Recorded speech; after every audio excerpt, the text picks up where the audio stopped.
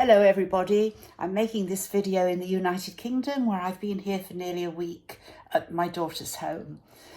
This will be posted on Facebook and on our special Facebook group page. It won't be going onto the public business page, and I'll explain why in a moment.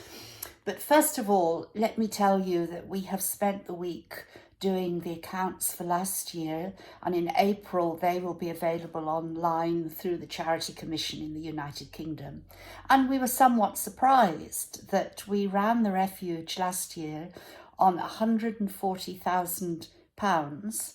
Now, bearing in mind we employ 15 people, we doubled our numbers, we've undertaken further building. I think it shows how frugal, how careful we've been, and how none of your donations have gone to waste.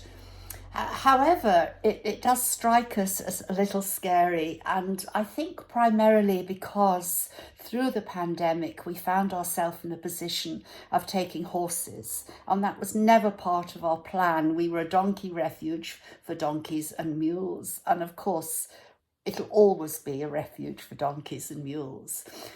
But bearing in mind that so many horses were slaughtered during the pandemic and so many were abandoned, we felt we had no alternative but to take the greatest in need. And that has been very successful.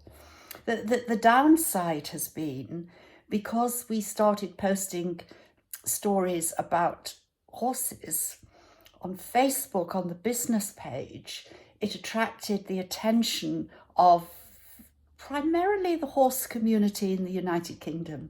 And of course, what tends to happen is that if you reach the stage where you've got a lot of followers, Facebook will see advertising revenue in that for themselves. So they'll pick out a photograph or they'll pick out a video and randomly send it round to many, many thousand people.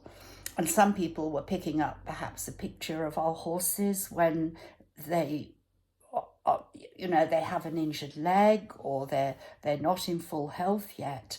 And I was getting a lot of criticism for not looking after the animals properly. Now, I know that people say you shouldn't take any notice of these people and you should just block them. And I agree with that on one level, but we are all human at the end of the day.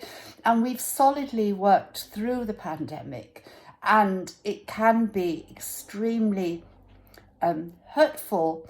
And in my case, it has the risk of making me very angry when I read such posts. So I do try to answer them. But it was on the basis of that we started to have a group page on Facebook, because I know the people who joined the group are committed. They either follow us or donate or so on. But we have a patron in the States called John Sanchez, who is hugely supportive of us and has some idea about technology and marketing, and urged me not to abandon the business page because it is a means of bringing in extra supporters. And really, we've just got to become a little more sophisticated. Now, I think historically, my approach was, we'll always tell you the truth. And of course, we always will. That doesn't change. We'll always tell you the truth. We'll be quite frank, quite open. But I never ever anticipated having the sort of following we've got.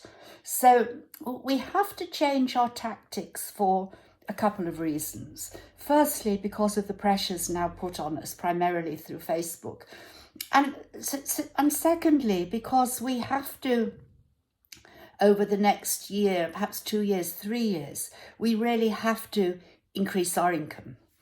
Now, the reason we must increase our income is the huge food bill we face all the time. We've never gone into debt and we pay as we go along. We are extremely careful how we spend our money.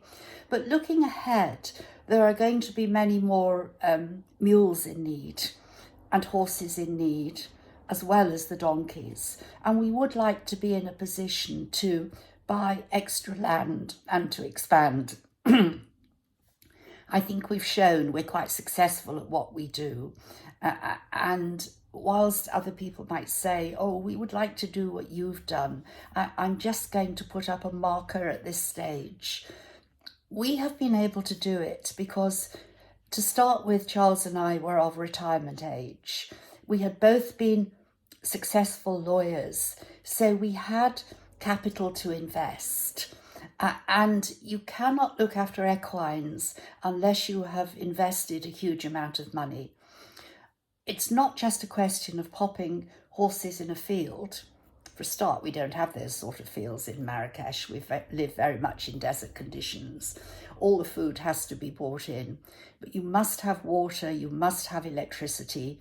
These don't come on the national grid as they would in the UK, and it is a huge investment. I'm not going to tell you how much it costs. If you want to email me privately and ask, I'm happy to share it, but I can tell you it's a lot of money. And we survive now on our pensions and through donations. But of course, it is difficult for people to set up those facilities to care for equines. So we're quite nervous about them popping up all over the country and not being able to look after equines properly. For a start, they must all have shelter. The shelter in Morocco is very different to the shelter in the West.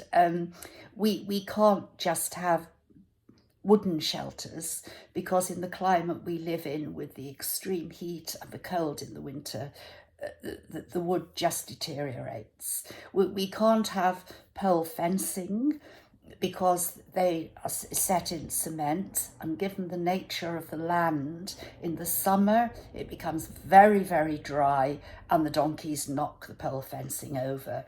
So all our building is either through natural earth, the old-fashioned way, or if we're in a rush, we use bricks and we cover it with a coating of earth cement.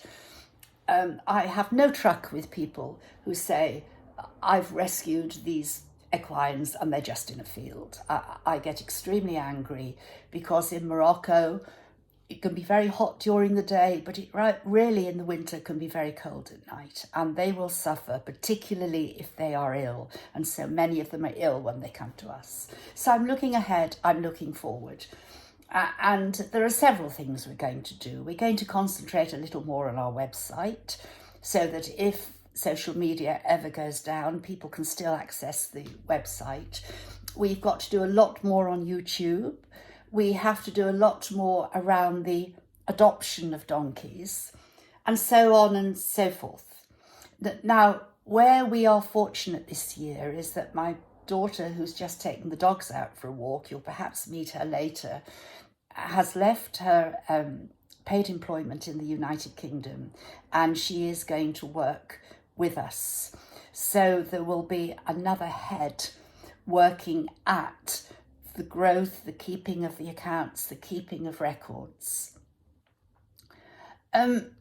Another reason why we have been successful, and we could be a lot more successful, but one of the reasons that we're seen as quite successful in Morocco is, in my view, and I think it's pretty accurate, because we established ourselves as a charity both in the UK and in Morocco, and we're registered, we can access the sort of collection facilities such as PayPal and DonorBox, whereby people can make monthly payments. Now, in order to do that, you have to be a registered charity.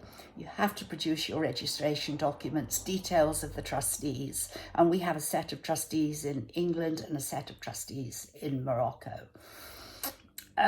The other advantage is, now that we have 2 coming up to 3 years audited accounts in the United Kingdom, we're well placed to apply for grants, and ultimately that may help us buy more land.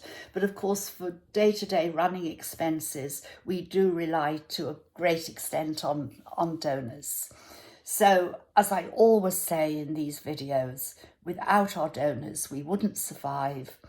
And I promise you that the price of a Starbucks coffee once a month means so much to us, even more so knowing how expensive the cost of living is in the West at the moment.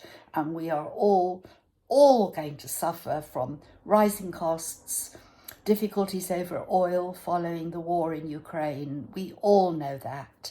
So that makes us doubly grateful to you. And finally, we want you to know we are not just about animals. We are about the community and growing the community. And goodness me, in this day and age, that is so, so important. So speak to you soon. Bye for now.